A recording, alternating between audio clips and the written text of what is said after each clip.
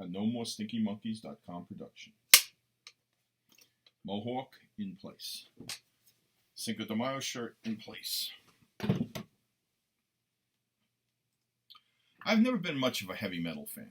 If I like a metal group, it's because of their hit singles. So for me to put this type of band on my list is pretty special. This next group is often called the pioneers of heavy metal. They took the heavy blues of Cream, Led Zeppelin, and Jethro Tull and made the music even darker and louder. And even though their lead singer was forced out of the band in 1979, his continued success as a solo act, following the same style of play, makes them inseparable to me. He made a song and they made another song that are two of my favorites in rock history. For those reasons, they are number 151, Black Sabbath, featuring Ozzy Osbourne. Ozzy and Geezer Butler left one band, and Tommy Iommi and Bill Ward were in another band that broke up in 1968.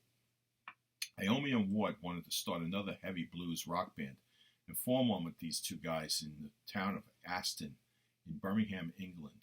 They called it the Polka Tulk Band, Polka Tulk Blues Band, after a brand of talcum powder, but that didn't work. Then they called it Earth, but Ozzy hated that name. Plus there was another British band called Earth, and they were often confused with them. So they were rehearsing one day and saw a long line of people at a movie theater across the street going to see a 1963 Boris Karloff horror film called Black Sabbath. Butler was amazed by how many people loved horror movies, and an idea was born. Ozzy and Butler wrote a song called Black Sabbath that included lyrics filled with horror and an ominous sound. The band named themselves after the song, and it pushed their music in a darker direction. Judas Priest's Rob Halford calls Black Sabbath the most evil song ever written. They got a record contract in November 1969 and released their first single, Evil Woman, in January 70. Their first album, Black Sabbath, came out on Friday the 13th in February, and they were off to the races.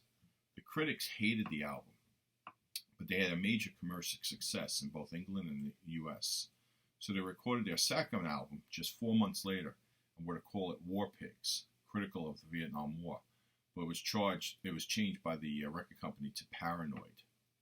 The title song helped make it another huge success, and in 1971, the album blew up in America, despite virtually no radio play. The second single was even bigger, and one of my favorite songs ever, Iron Man. That album was trashed by the critics at the time as well, but is now considered the most influential heavy metal records ever, and, quote, defined the sound and style of heavy metal more than any other record in rock history.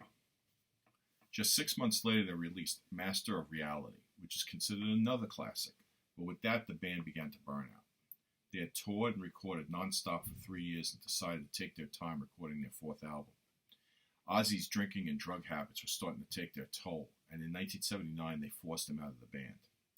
Paying him £96,000 for the naming rights, they replaced him with former Rainbow singer Ronnie James Dio.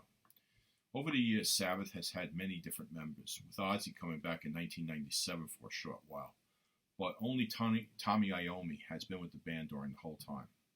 They played their final concert in their hometown of Birmingham, England, back on February 4th, 2017.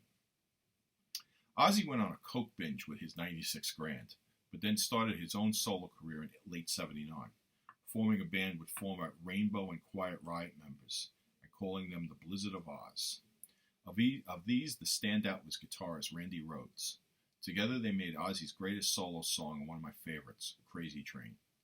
In March 1982, a small plane with Randy on board was playing tricks, the pilot buzzing their touring bus, but his wing hit the bus and he lost control, crashing the plane and killing everyone on board.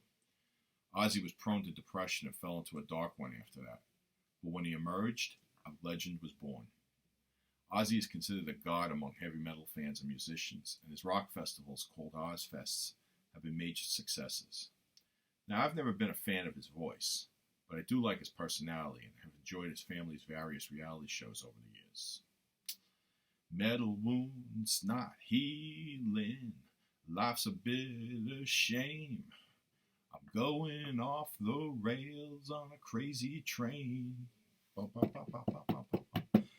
going off the rails on a crazy train. From the Freditor.